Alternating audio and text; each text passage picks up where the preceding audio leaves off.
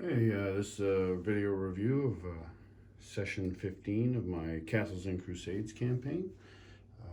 This is a session I ran for two of my players, um, and those are the players, my son that plays Lork, the half-orc ranger, and my friend Dave, who plays Barry, the human wizard.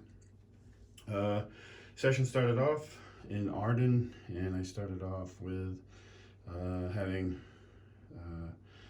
uh, the player for Barry, Dave, describe how his day starts. So he described, his waking up in his master's tower and preparing for his day. And in the course of that, he he noticed that when he woke up, that his room was oddly tidied, which is not how he left it, and he's not entirely sure how that happened, whether there's some sort of unseen servant in his master's tower or master tidied up. He's not sure. He went on to go meet with his master and showed him some spell components. What he learned was a spell component for the water armor spell in Castles and Crusades that he had gathered from the last session in the white marble fountain in the basement of Isrin Muse's tower. So we realized, oh, that's a very valuable commodity because that's a pretty decent spell. Does a real good boost to his armor class if he gets that spell. So he's going to definitely want to go back and collect more samples of that water to use for that spell. He was then his master is a wizard named Cyan McMurrow, and Cyan explained was when he met with him, he was in the wizard lab in their tower, and he was inventorying spell components and stuff like that. So he began to talk to Barry about that, and knowing that Barry has an interest in being more helpful in combat with his friends, he has an interest in learning some alchemical recipes to make like alchemist fire, and there's even more powerful stuff that he can make later on. But he needs the proper spell components, and his Cyan explains to him that, well, I don't have that specific component, but here's where you can get it. I need you to go north into the Darrowvale, which is a rocky hill country, and go to Firestone Cave. And in Firestone Cave, there's a lizard that actually eats stone, and its waste comes out as these little fiery gemstones that he can use as spell components to help make alchemist fire and other things like that. So Barry readily agrees, but Cyan gives him a couple warnings. One, to guard recipes for alchemy just as much as he guards his own spell book. He doesn't believe that those things are for the common man. They require people that believe in serious study of that craft of alchemy. And he also advises him he probably should get some of his friends, most likely Lork, who's a ranger, to help guide him up there, because the Darrowvale can be a dangerous place. So we then switch to Lork, and Lork wakes up. He lives outside of the town of Arden with his mentor, who's a man named Seamus, who's like the ranger of the town, the ranger. And he's raised Lork since he was very young, as far back as Lork can remember. There's been Seamus. And he wakes up in his Seamus's cabin, collects his things, goes to the weapons court and trains, which he almost does daily, and trains with Regan Scrandon, who is the leader of the Wolves of Arden, and the other wolves. He goes through the weapons forms with them, and under the direction of the weapon master of Arden, which is a guy named Galden McCabe, I believe his name is, and does that training. Goes back, actually does some training with his warg Fenris, trains him some, and then he returns to Arden and goes to Scranton Hall with the wolves, where he actually meets up with Barry, conveniently enough. And Barry fills him in on what Sion has asked him to do, and Lork readily agrees to help guide him up there. So they make some plans. It's about a 2-day journey or so. Not a tough journey because they can take the north road that skirts between the northern Homewood Forest and the Darrowvale most of the way. And they do that in Barry's cart, led by his donkey, Dominic. And they take that. And that journey is pretty uneventful. They camp for the night. And the next day, which was uneventful, no encounters or anything during the camp. The next morning, they make the rest of the distance before they end up striking off east into the Darrowvale on foot, leaving behind the cart. And Lork actually leaves behind Fenris, instructing him to guard the cart and hopefully not eat the donkey Dominic, because Fenris is a warg that's almost full grown. So they're making their way through the Darrowvale.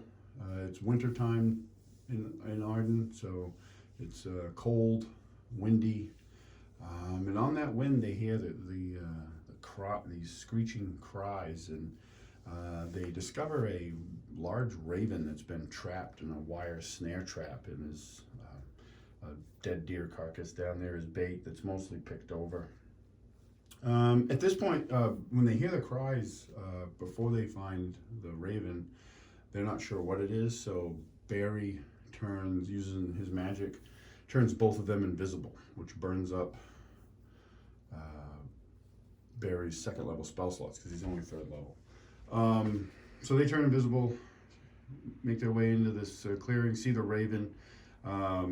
Lork searches around, finds 2 sets of booted tracks. One is decent size, average size, I mean, and the other one's much larger, near the size of an ogre. And they head north out of the clearing, and they're a couple days old. Barry, meanwhile, frees the raven, who seems kind of perplexed, looking around but can't see them, and eventually flies off, but circles overhead for quite a while.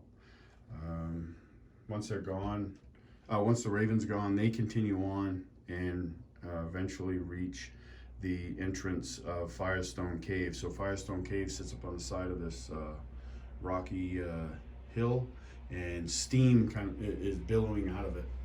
So they make their way up to that, and the entrance leads into a tunnel, which you can see down there. They come in down there. And as they make their way into this main cavern, they hear this loud, like, hissing sound. And when they come into the cavern, they can see these little pockets of gemstones that glow. But the other thing they see is this large lizard that is, this is a large lizard. Steamforged Games Epic Encounter from the Kobold box set. It's being pulled by it's got 3 chains around it, and there's 3 kobolds trying to pull it down into this tunnel. And there's a bunch of other kobolds. So they quickly realize, because one of the instructions that Barry was given by Sion was not to kill the lizard, because it's a valuable producer of the spell component, and they don't want to destroy that resource. So he was given instructions not to harm the lizard, just get in, get some of its deposited gemstones, and leave. So this immediately turns into not just a snatch and run mission, but now it's a kind of a rescue mission. So Lork starts throwing hand axes, quickly taking out some, because he's fairly adept at doing that. So he kills a couple kobolds. Barry starts off with some magic, killing some kobolds, and more kobolds come out, to include this guy, who this is another Steamforged game, Epic Encounter, Kobold. Which in a previous, much earlier session, while Lork had encountered with other party members, not Barry, he wasn't present for that, but when they were underneath, in the caves underneath the town of Arden, they found the entrance to a dragon tomb where they fought some kobolds, and one of them was that guy, that particular kobold, but he escaped. So they go back and forth. It's actually a bit tougher fight than I had anticipated. I had to be careful with a little bit of the scaling of it, but there's a lot of kobolds, but they're really weak. Like Lork, if he hits, he's automatically going to kill them. But they did take some good hits, and this particular kobold is also a spellcaster, and that changed a little bit of the battle because he started casting spells to include. He summoned a small fire elemental here, and that attacked Barry, and it was a pretty tense fight. But they did eventually defeat the kobolds.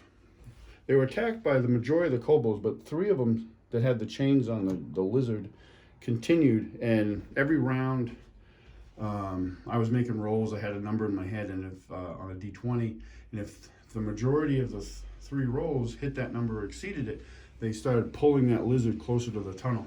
They were marginally successful at that. They started getting it closer, and then when Lork and Barry had polished off most of the majority of the kobolds they were facing, Lork started focusing on those kobolds that were pulling the lizard, and he killed one of them right away, and that diminished their chances. So now, like, when I made the rolls, both their rolls had to be above that number, whereas before 2 out of the 3 had to be.